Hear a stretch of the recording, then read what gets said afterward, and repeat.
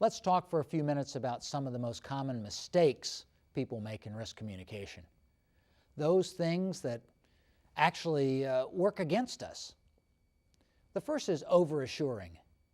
When people are afraid, it's a natural tendency that we want to make them feel better. And unfortunately, our natural instinct is to say something reassuring.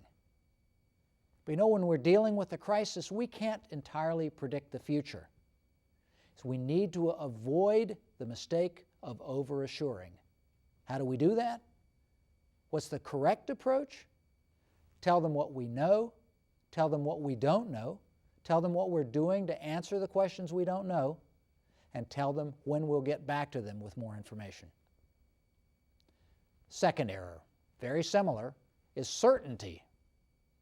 We stand up and feel we have to tell people all of the answers. We have to give them all of the information. Or even worse, we postpone talking about an incident because we feel we don't know all of the answers yet. Well, certainty is a mistake in risk communication. No one knows everything about any crisis, and you will be far more credible, understandable, and believable if you acknowledge uncertainty. So when you're asked a question to which you don't know the answer, it is appropriate to say, I don't know the answer. I will work to get an answer for you, and we'll come back and give you that answer at our next briefing if it's available. Certainty, another one of the mistakes.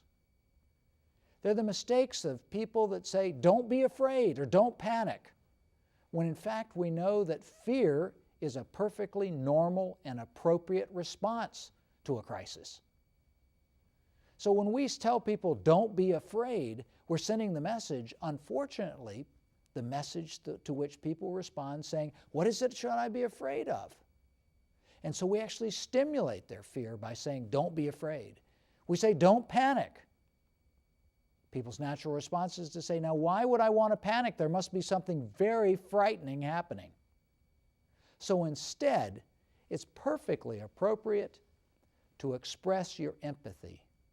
I can understand why many people are afraid and concerned about this situation.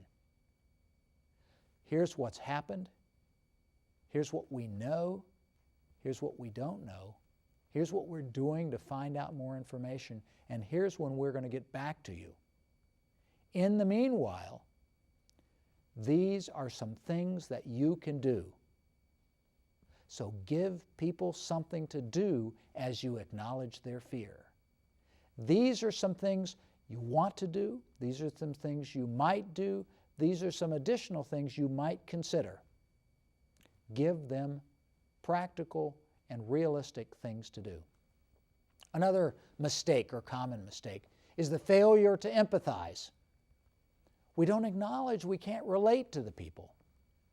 We need to listen to people's concerns as a risk communicator and then empathize. And to empathize requires that we listen. So listen first, or as Stephen Covey said, seek first to understand. Listen to understand so that we can empathize. I can understand why you're concerned. I feel for the families that have lost loved ones in this incident. I am concerned or share the concern that you all have. We are all concerned about how we will rebuild after this incident. This is what I can tell you. This is what we know. This is what we don't know. This is what we're doing to answer the questions we don't know. And this is when we'll get back to you with an update.